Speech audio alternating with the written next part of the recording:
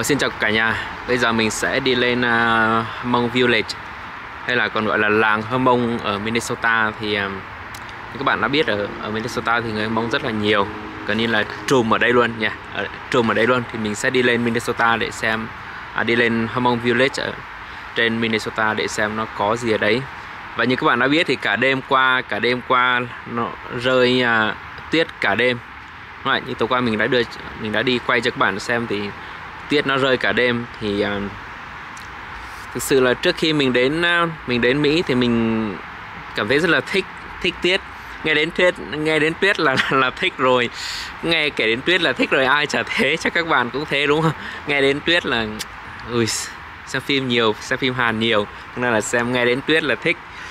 Nhưng mà thực sự với các bạn là mình ở được mấy ngày nay và mình thấy tuyết là mình ớn, mình sợ tuyết rồi, mình không còn thích nữa, mình cực kỳ sợ tuyết luôn bây giờ ấy. Tuyết rơi là mình sợ. Lúc đầu mình mới tới thì có mấy ông bạn nói bảo chúng mày may mắn, đến năm nay là năm đầu tiên trong mấy chục năm trở lại đây là tuyết nó rơi nhẹ. Thì mình bảo may mắn đéo gì, tao thích tuyết. I like snow, I feel unlucky. Mình kiểu cũng bắn tiếng Anh vậy không? Thì đó, sống được cả tháng nay thì mình thấy là mình bắt đầu mình cũng sợ tuyết rồi chứ không còn thích nữa. Ok, mình sẽ cho các bạn xem tuyết nó đáng sợ như thế nào. Nó y hệt như là ở một số cái vùng mà ngày xưa mình ở vùng dưới Tây Nguyên á, Đắk Nông ấy, thì cứ mỗi lần mưa xong là đường xá nó rồi như cái bùn lầy á, nó khủng khiếp. Và tuyết nó y hệt như vậy, cái hệ quả tuyết để lại nó y hệt như vậy. Mình cho các bạn xem nhé.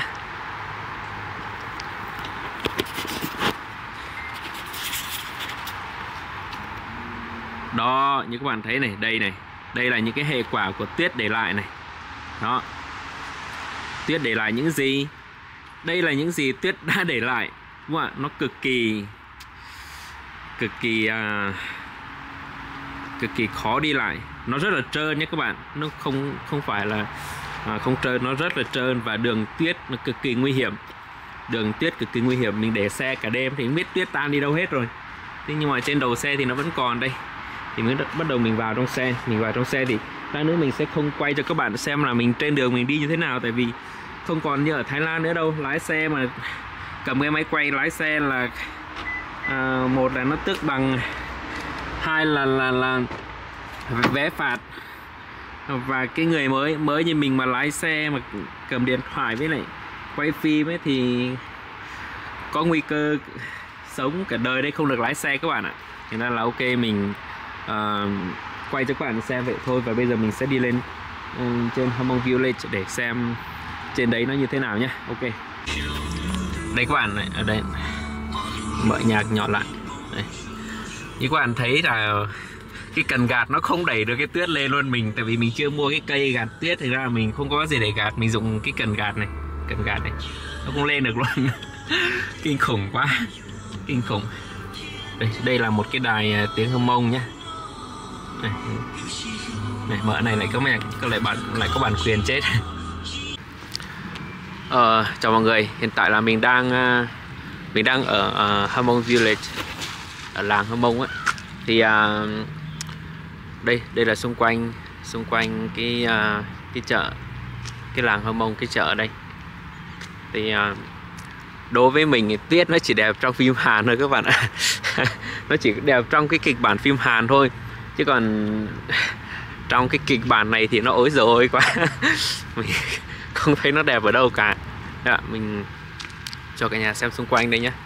Đó, đây là cái Hmong Village thì cũng khá là rộng. Đây cho các bạn xem này.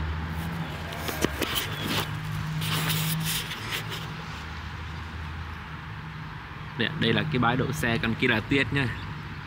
Đây, thì mình nói với các bạn, tuyết nó chỉ đẹp trong phim Hàn thôi. Đây. Đó. Này. Đó. Tuyết này đẹp trong phim Hàn thôi. Đó. Ok. Đây là cái bãi đậu xe nha, cũng khá là rộng. Nó còn một đầu bên kia nữa cơ, chứ không phải hết ở đây. Một đầu bên kia nữa. Nó sẽ có một vài cái lối vào. Mất khóa xe cho ta. Khóa xe.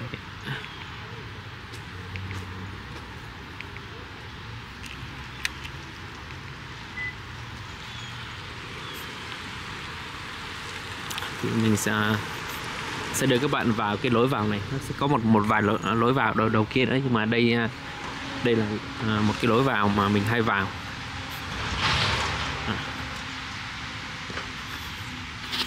Đây là cái lối vào.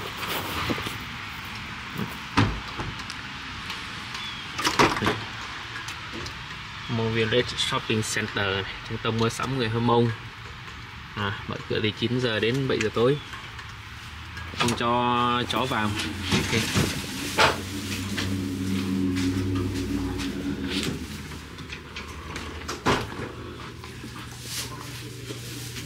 Đây là cái chỗ mà mọi người bán hàng này.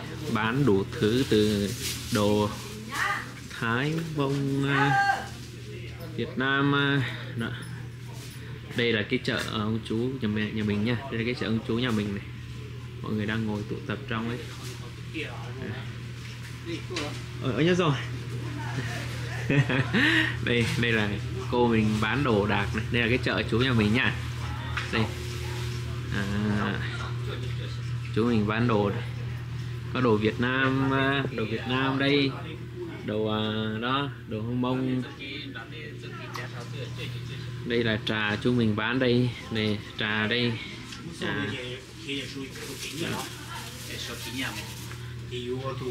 Nhớ rồi. Nhớ rồi. Có lần nhìn con tới rồi tôi biết nồng thế. Đó. Cả bọn lay đâu mà. Chỉ lay đó. Chỉ lay đó. Chúng muốn lay mà. Thay sức. Thay sức. Đây là ông chú mình, đây là chủ cửa hàng này. Chủ. Đây là cô mình. Cô không hiểu tiếng Việt đâu rồi nè. Không có sức. Bây giờ mình sẽ đưa cả nhà đi vòng quanh một vòng xem ở chợ Hơ Mông thì có gì nhé. Người Hơ Mông ở Mỹ thì dân số khoảng ở cái tiểu bang này thì dân số khoảng 100.000 người, thì người Kinh thì có khoảng 30.000 người, thì đa số người Hơ Mông ở đây, người Hơ Mông là đông gấp khoảng 3 lần người Kinh. Thì nếu mà ở các cái tiểu bang như Cali, Texas hay là Virginia hay là một số tiểu bang mà đi ra ngoài cũng đụng phải người Kinh, người Việt ấy, thì ở Minnesota thì đi ra ngoài là đụng phải người, nhất là cái thành phố St. Paul này, đi ra ngoài là đụng người Mông nha. Ra ngoài là đụng người Mông. Thì bất kỳ một cái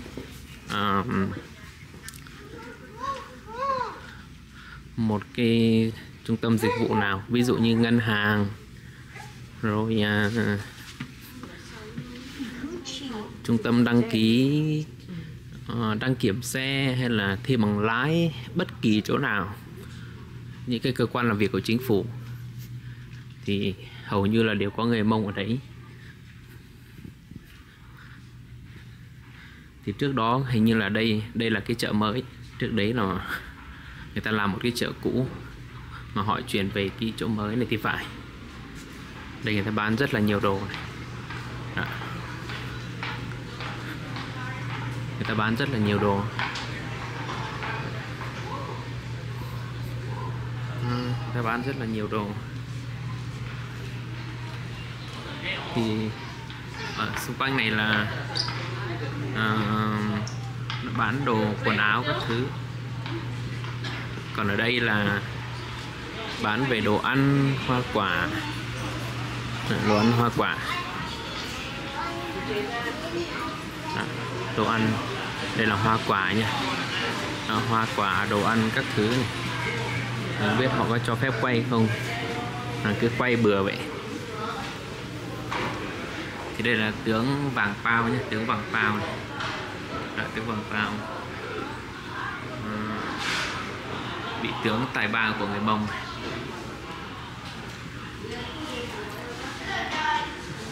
đây là cái hình minh họa lại trước năm 75 thành phố Long Chinh ở Lào thì phải.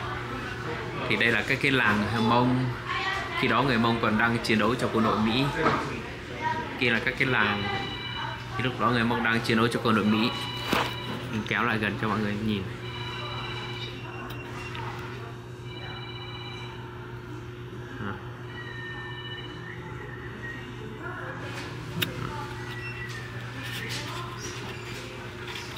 Họ mô phỏng lại cái làng mà trước năm 75 mà người Mông còn đang chiến đấu cho quân đội Mỹ. Đó, đây là những cái làng người Mông còn máy bay chiến đấu của Mỹ. Đó, thì họ mô phỏng lại đây thì tính tướng Hoàng Pao kìa. Đó.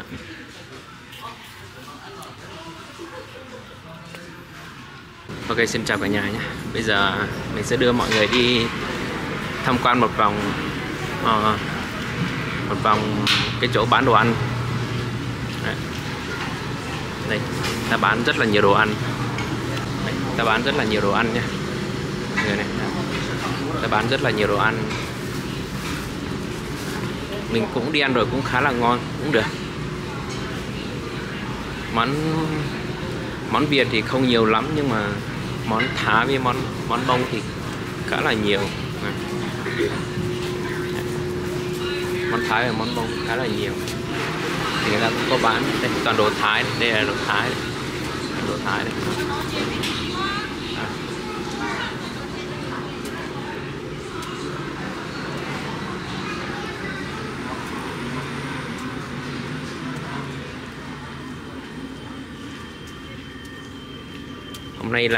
Hôm nay không phải chủ nhật nên là không nhộn nhịp cho lắm. Bình thường chủ nhật thì rất là nhộn nhịp và đông người. Còn ngày bình thường thì rất là ít người. Tại vì ai cũng bận rộn. Bên này thì ai cũng bận rộn. Bên này thì thời gian là đúng nghĩa là tiền bạc luôn. Nên là ai cũng bận rộn. Ít người có thời gian đi ra chợ. Xin chào cả nhà. Hiện tại mình đang ở cái shop của chú mình nhé. Thì bây giờ mình thành người trong quán luôn rồi. Giờ chú mình đi ra ngoài, ra ngoài có chút việc thì mình ở đây mình bán luôn rồi. Thì không phải lần đầu tiên mình bán đâu, mình cũng bán được mấy ngày rồi. Thì cũng khá là ok, bán cũng khá là ok. Thì mình là cái người thích nói chuyện, thì mỗi khi người ta đến mua thì mình ngồi mình tiếp rất là lâu. Thì lâu người ta cũng tiếp cho một vài đô. Còn lại thì người ta đến đây người ta thích nói chuyện với mình. Đó. Thì bây giờ mình đang ngồi đây để mình bán.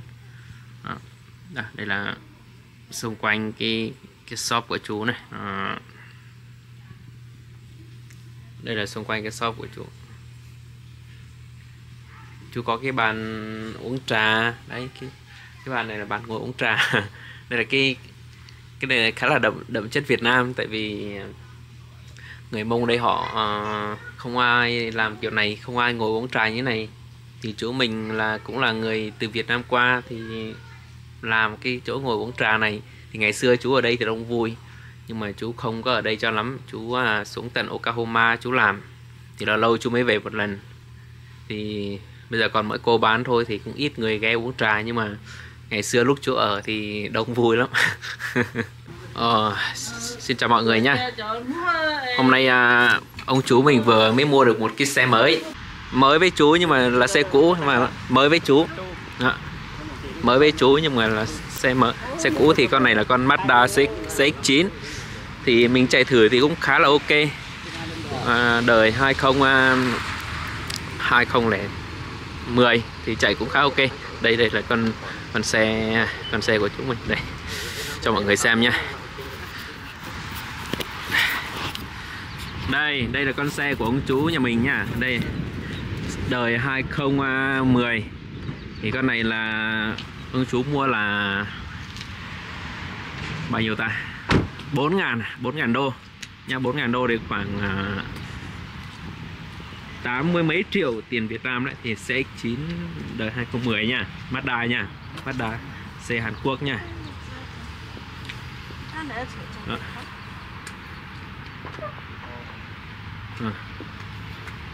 Thì nãy mình có chạy thử thì khá là ok, mình chạy thử thì cũng khá là êm. Có điều là cái cần này nó cũng hơi có vấn đề chút mà không có vấn đề gì. Thì bây giờ là cái anh này anh ấy đang lái để đưa chú về cất cái xe. Chú ấy vẫn chưa thi lái xe được nên là cứ mua trước vậy. Thì mình sẽ lái xe đi theo, để chở anh ấy về đó. Xin chào cả nhà nhá. Hôm nay mình đã đưa mọi người đi xem cái chợ người Hơ Mông ở Minnesota, ở thành phố St. Paul nó như thế nào. Thì hy vọng là mọi người cũng có một cái nhìn cũng khá là bao quát về cái cuộc sống của người Mông đây. Tất nhiên là đi coi cái chợ đấy thì mình chưa thể thấy được điều gì, nhưng mà sắp tới mình sẽ chia sẻ về cuộc sống ở Minnesota, cuộc sống của người Hơ Mông, người Việt hay bất kỳ người nào ở đây. Mình sẽ đi quay và đi chia sẻ cho mọi người xem là cuộc sống của người ta ở đây thế nào, và cuộc sống của một người mới sang Mỹ nhìn mình sang như thế nào, nó có khó khăn hay không. Tất nhiên là khó khăn rồi. Mình sẽ chia sẻ cho mọi người. Thì cũng mong mọi người đăng ký ủng hộ kênh, like cái trang fanpage của mình, ủng hộ mình để mình có động lực mình ra những cái video tiếp theo. Mà các bạn có không đăng ký hay là không có like cái trang fanpage của mình thì mình cũng có động lực để mình làm video, tại vì các bạn cũng có xem ủng hộ mình rồi. Cảm ơn các bạn rất là nhiều nha.